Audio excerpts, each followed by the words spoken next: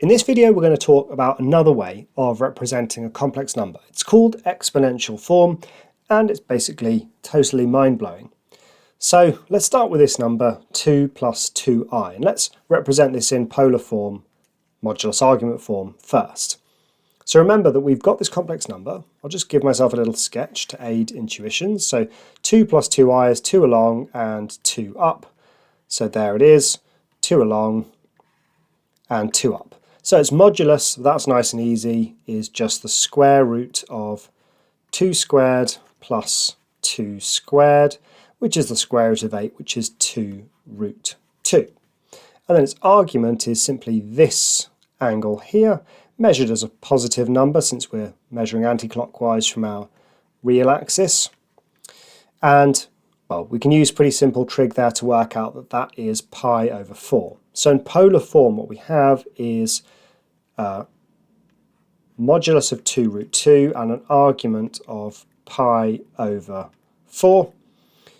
And as you now know, you could also write this in the full form of modulus times cos of the argument plus I sine of the argument. Okay, now here's exponential form. I'm just going to write this down, then take a moment to think about what on earth is going on.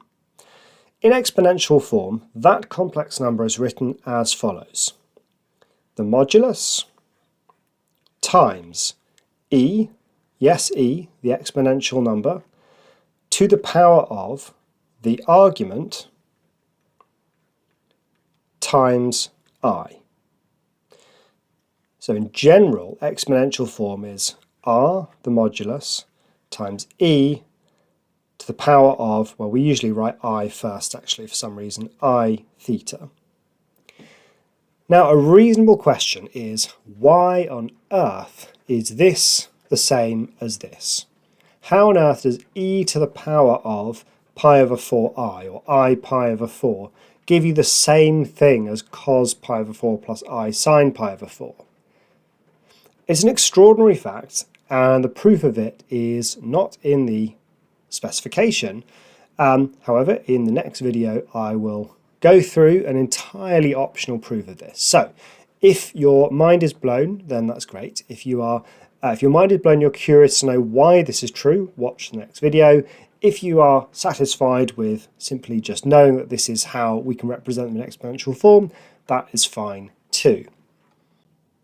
Okay, let's look at expressing the following in exponential form. So this one here, nice and simple. There's a modulus of 6, and then it's e to the power of the arguments times I. So that is 2/3 pi I. Now, it really doesn't matter how we write this here. Anything equivalent to this is fine. So you will see people write this sometimes like, for example, 2i pi over 3. Of course, these two things are precisely the same. Some people prefer putting the pi first, some people prefer putting the I first. I don't mind which you do. This one here, modulus times e to the power of the argument times I, so that's minus pi I over 4. And totally equivalent, just to make the point that it doesn't matter, you could write that as minus 1/4 pi I or I pi, no difference. Okay, what about this one? 2 cos pi over 3 minus 2i sine pi over 3. Well, notice that the negative here indicates this is not in modulus argument form. Modulus argument form has to be cos, well, r times cos theta plus I sine theta. So the negative there indicates that, in fact, the argument here is actually minus pi over 3. Here's why. This is the same as 2 cos minus pi over 3. Why is that the same? Well, it's the same because cos has the property that if you take cos of a negative angle, it's the same as cos of the positive version. If you're unsure about why that's true, just consider the graph of cos theta, and you'll see that its symmetry about the y-axis ensures that if you have an angle here, theta, and it's negative, minus theta here, and you do cos of each one, you get to the same point. What about this? Well, minus 2i sine pi over 3 is the same as plus 2i sine minus pi over 3. Now that's true because of a feature of the sine graph. But with the sine graph, if you take sine of any particular angle, say sine theta, and sine of the equivalent negative angle, whatever you get here will be precisely negative what you get here.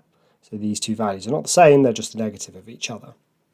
So I can then factorise out 2, and I have modulus argument form. Cos of theta plus I sine of theta, where my theta, or my argument, is minus pi over 3, and that's what I needed to get it into exponential form, 2e to the minus pi I over 3. So there it is in exponential form.